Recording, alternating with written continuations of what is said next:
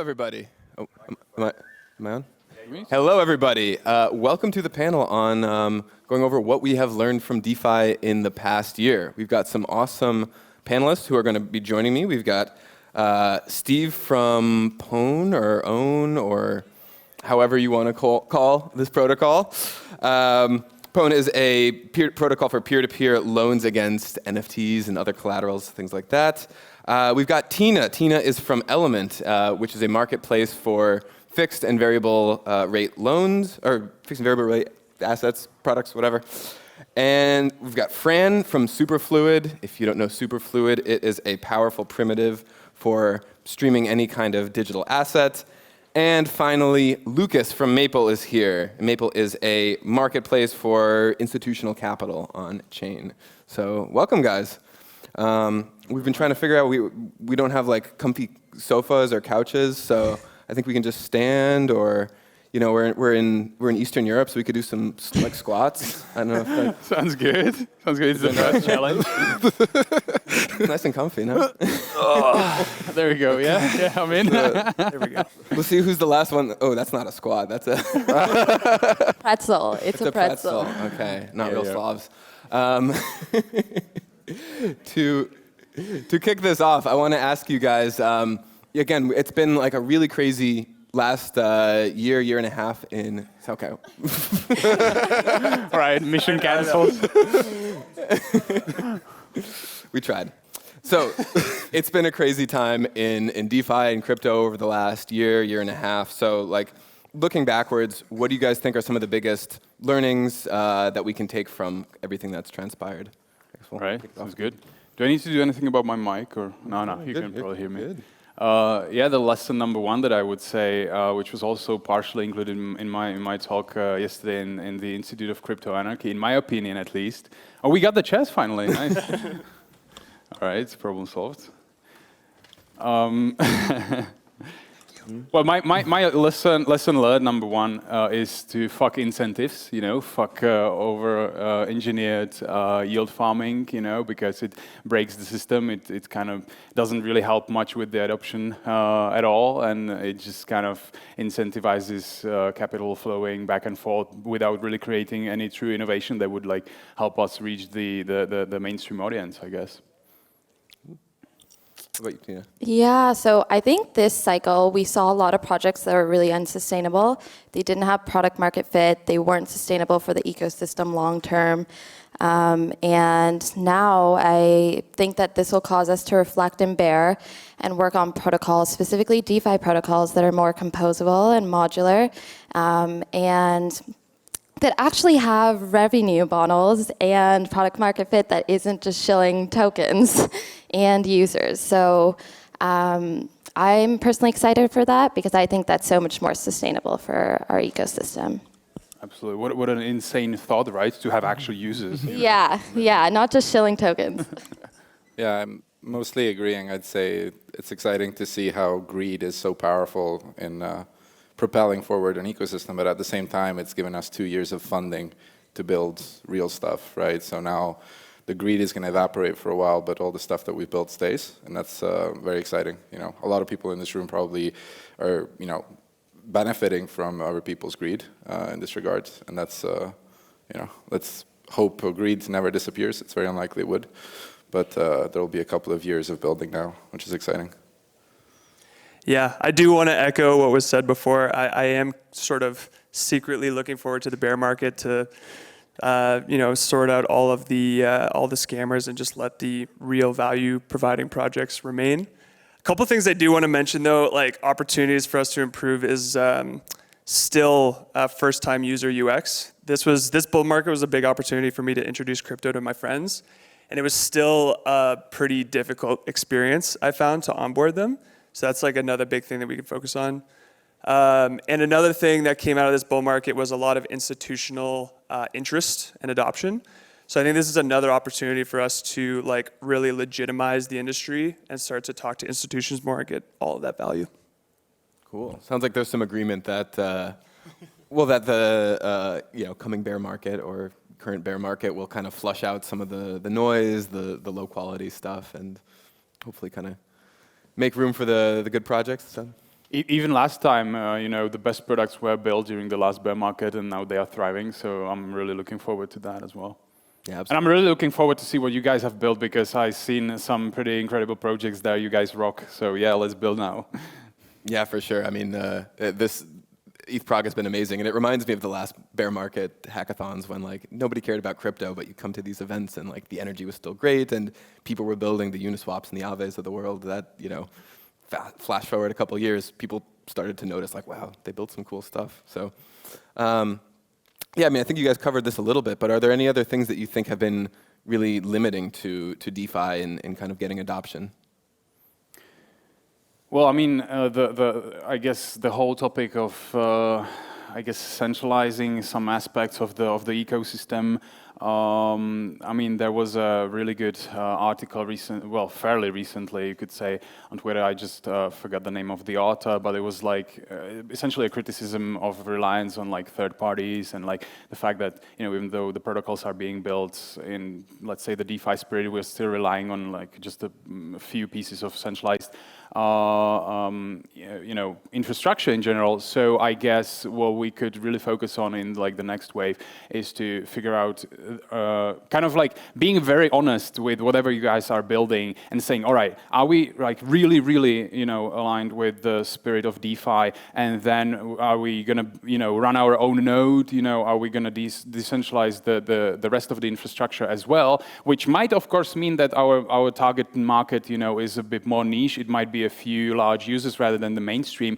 Or are we going to be on the other side of the things, which is like the centralized ecosystem, and then just being honest, because let's say companies like Coinbase, for example, they've been really honest with themselves from the very beginning that they are only focused on like the centralized aspect of things, and then that led to their success, because they were not trying to be somewhere in between, or trying to prove to us, the DeFi crowd, that they are somewhat DeFi and stuff like that. They were really honest with themselves, and that's what allowed them to really reach their target audience and grow from there. So I guess this honesty with like whatever you're actually building, that's probably that can probably unlock a lot of growth as well.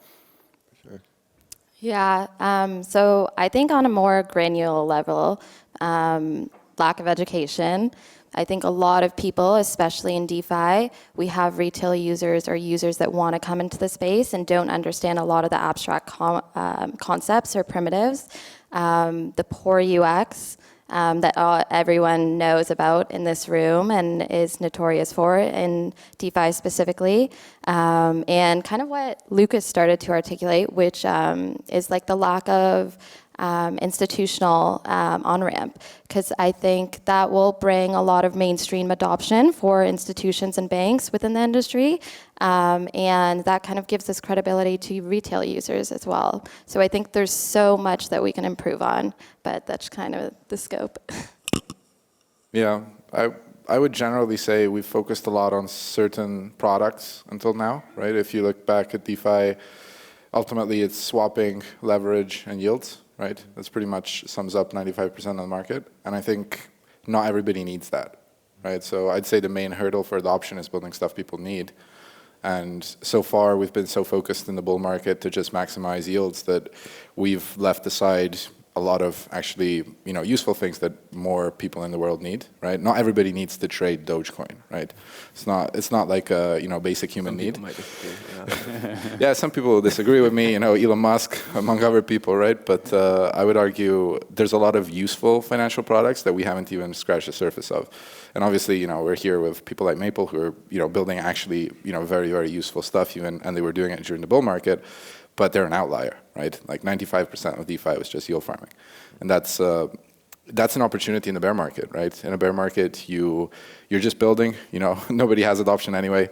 And the people who are still around ultimately will use the products you built. So you can build first for the crypto community and then during the bull market expand to the kind of broader community. And it's much easier to differentiate yourself because nobody else is building. So I think the bear market will be a good opportunity to branch out DeFi into things like mortgages, actual uncollateralized lending, and all sorts of other products, cross-border stuff. We'll see. Yeah, I 100% agree with all of that. I think another sort of aspect of crypto adoption that's sort of lacking is this sort of degen mentality that we all know and love, but I don't think it's necessarily sustainable and won't like scale. If we want to really get global adoption of this technology, like we need to have the more like boring use cases get adopted and be abstracted away from the user. So I think also just like proper education of how protocols work. A lot of users, retail users, are attracted to the shiny thing, the Anchor Protocol, APY, and we just need to make sure that they're aware of what they're getting into, and just make sure that everyone knows like what's sustainable and what's, May I react to what Fran said about building like things that are useful actually? Again, it kind of boils down to the honesty that I was talking about earlier, where it's like, at the end of the day, we are building Web3 stuff, and one of the really, I think, useful definitions of Web3 is this internet of money, right? And so, at the end of the day, it's always going to be, about like the use cases that you've mentioned, and then kind of like branching out from that. So I guess what I'm trying to say is that when we talk about building useful stuff in Web3, in my opinion, it's a really healthy and helpful practice to look even into the industries where maybe we're trying to like compete with them, specifically meaning traditional finance, but like seeing what already worked there, right? What the users are familiar with. That's why, for example, at Pawn we are building a crypto mortgage, right? We're building the mortgage mechanism for the crypto ecosystem because we know that the mortgage is something that a mainstream user is like intimately familiar with. Almost everybody has touched or will eventually touch a mortgage in one way or the other. And so rather than trying to like reinvent everything, of course we have a great playground to play around with the technology, but like at the end of the day, when it comes to the actual use case for the end user, what I think is really, really important from time to time is to reflect like, hey, all right, maybe somebody has already tried this, even in like the traditional finance world, and has it worked? Has it not worked? If it didn't work, can it work now because we have the technology? And but if we kind of like mirror something that the people are familiar with, that can also be very helpful with like bringing them into our ecosystem, because it would not be such a shock for them, I guess. Yeah, I think that's interesting.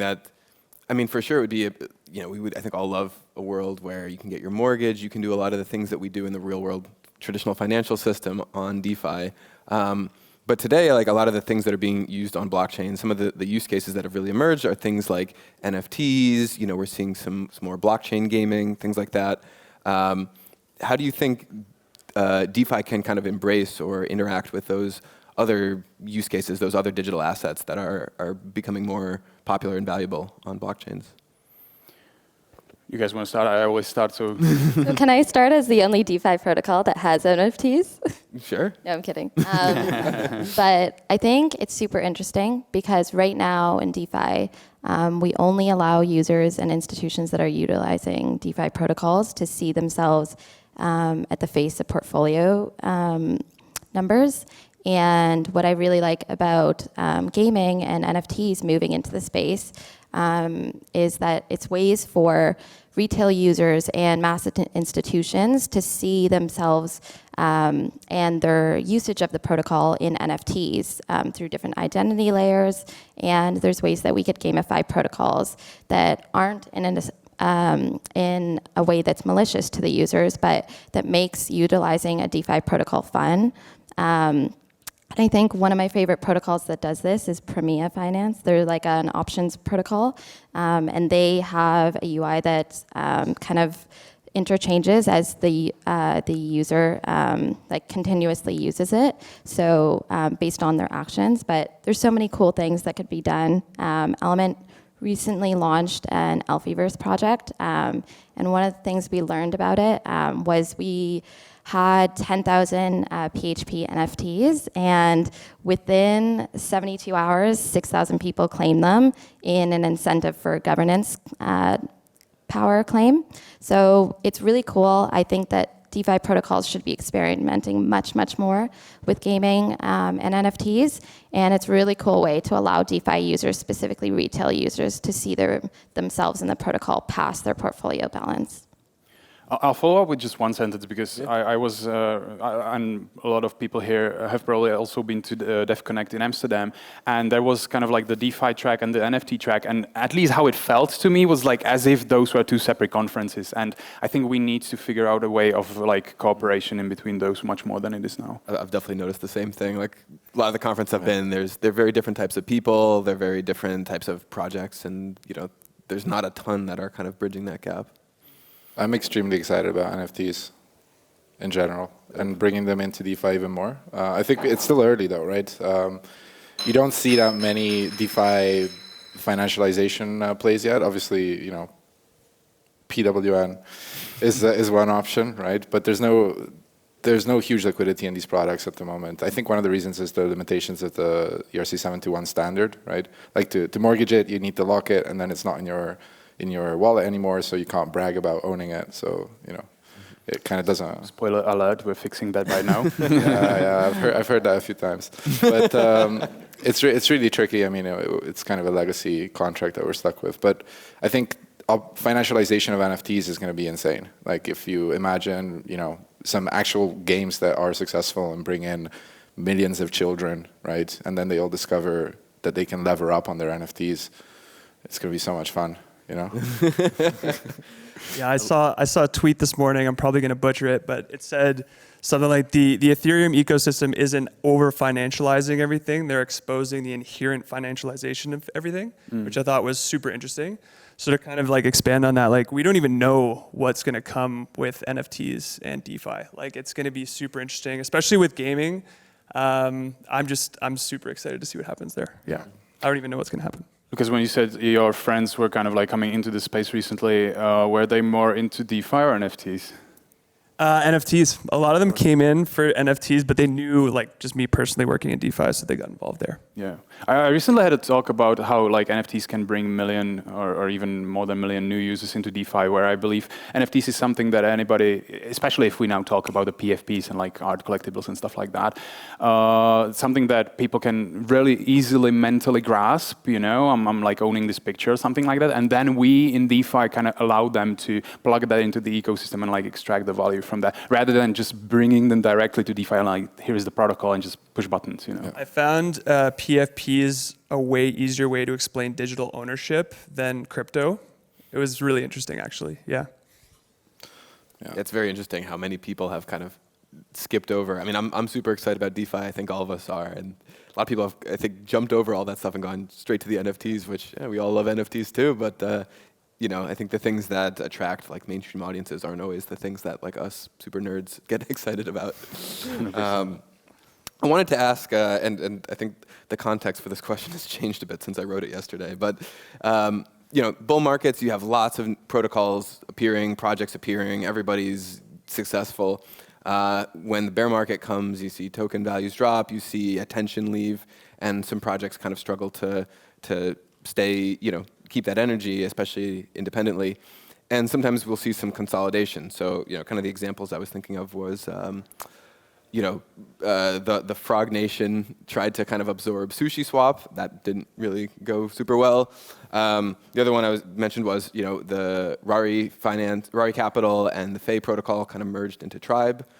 There's been a little bit of drama around that I just saw on Twitter when I woke up this morning. But overall, like, what are you guys' thoughts? Do you think we're going to see a lot of consolidation? Those examples I mentioned weren't super successful. Do you think there's going to be some very successful consolidations, or do you think that's difficult to do? There was also Keep and New Cipher. That's true. That one, and that one I think has been generally pretty successful. Yeah, that was pretty good. Okay, so that's a good kind of counterexample to those others. Are we talking specifically about like this market cycle, or in general in like future? Well, either one. Either one. Well, in that case, I think in the short term, it might have something to do with, let's say, a treasury management of various projects, or like how the project evolves in the short term. In the long term, of course, from like the business administration perspective, the mergers and acquisitions, of course, is a great tool to grow either horizontally or vertically. If you kind of hit that growth peak, and then you're trying to figure out like what else do you want to do with your project. So definitely 100%. If the DeFi ecosystem, like the crypto ecosystem in general, is going to keep growing, we're going to start hitting some of those peaks, and then of course we will see tons more of that. In the short term, it probably has something to do with how well the projects are managed. I don't have a strong opinion, but you guys had a really good debate about that in the backstage. Maybe you want to follow up. Yeah, so I think we're going to see a lot of protocol M&As, specifically because we're seeing a lot of protocols in the space with very similar products, and also a lack of really incredible senior talent. So I think that it's natural to kind of want to acqui-hire, I think the term is, and build in a larger team. And the Faye and Rari example is really interesting. But I think one thing that's an interesting thing to consider is how, if both these protocols have native tokens, how then the M&A will result in them both having native tokens that are different. What will be kind of the staking liquidity mining programs further, and how will they issue token grants or kind of continue on with their token economics models in the future? I'd argue if you're looking at something you want to buy, right? If you want to acquire a business or something, you're going to look at what's valuable there. And most of the DeFi projects of the last 2 years, there's nothing there, right? The tech is open source. You can copy the code. There's probably nothing new there anyway. They might have some distribution, but that was probably mostly mercenary capital anyway, right? So there's not much distribution you can buy. So what are you buying, right? You're either acqui-hiring the engineers, but engineers are extremely mobile in this industry anyway. So look at the Rari example. It seems like they didn't end up acqui-hiring all that much because a lot of it. No, exactly. So what did they get? They got the admin keys to the upgradability of Rari Capital and a bit of distribution, and yeah, good for them, But I think Rari is more the exception, right? In that they actually had a user base and volumes and some liquidity. Most projects don't, right? So it makes no sense to acquire them. It's easier to just go and kind of steal their devs and then copy the code. Work the code, yeah. Exactly. There's just nothing worth taking. So I would argue we won't see that many. I would take the opposite view here, and I don't think we will see many. And also M&As are messy in the real world, right? And in crypto, we still don't have a playbook either, right? So you can't call in Deloitte to handle your M&A for your protocol. It doesn't work like that. I think even the Faye and Rari one had some issues with the firm that was facilitating it originally. So it just shows the validation of his point as well. Yeah, Maple actually did acquire a company, Avari, because we wanted to launch on Solana. So they were pre-launch. They were basically already building the Maple of Solana. So we just were able to launch so much faster because we acqui-hired Avari, and we're able to launch within a couple of months, which was amazing. So I definitely think there's opportunities during the bear market for acquisition, but I do agree that there is a lot of situations where it actually doesn't make sense, and there's alternative strategies. And the M&A sort of industry can be messy, and it'll be interesting to see if people join DAOs that are more specialized in that field and can sort of make persuasive arguments. We'll have to wait and see. I don't know. I would just like to add that I do see a strong reason to make an acquisition in case you're also getting kind of the brand power and the community around it. That makes a lot of sense. And it kind of makes sense as well in the scenario where, let's say, some traditional company outside of crypto would like to enter the space. Then that's a very easy kind of approach. But of course, I've heard some opinions from some investors that they are not really sure how that would behave if there is even a token out there. If it's not an equity deal, then what do we do about it? Cool. So we're getting close to the end. I want to wrap with one last question, which is, there's been a lot of talk around the idea of permissioned DeFi, having protocols that are not quite as open as many of the DeFi protocols we're familiar with. Do you guys think that is going to be a growing trend given both the institutions and the regulatory environment, or do you think DeFi will kind of keep to its open nature? I think permissioned DeFi protocols definitely have space and room to grow. At Maple, for example, we have 2 permissioned pools. One of them is acting as a syndicated loan structure. So all of the lenders go into a single pool and they all lend to Alameda, which is a super interesting use case. And so they're able to use like USDC, for example, and have backers staking against the protocol with MPL USDC balancer pool tokens. So there's like an element of composability, but for example, they wouldn't be able to then go and trade those LP tokens. So permissioned protocols definitely have an area where they can function, but they will lose out on some composability for sure. Yeah, I think the coming regulation that we're going to see in the space is going to cause a segment of these products, and we'll see these composable products and permission products, but there's definitely going to be a segment of the two, and it'll be interesting to see how the ecosystem reacts. Like just for example, that permission pool, just using the rails of smart contracts to coordinate a syndicated loan is just such a more efficient structure than traditional finance. So even though it's in its own little ecosystem, it's just vastly more beneficial to all the parties involved.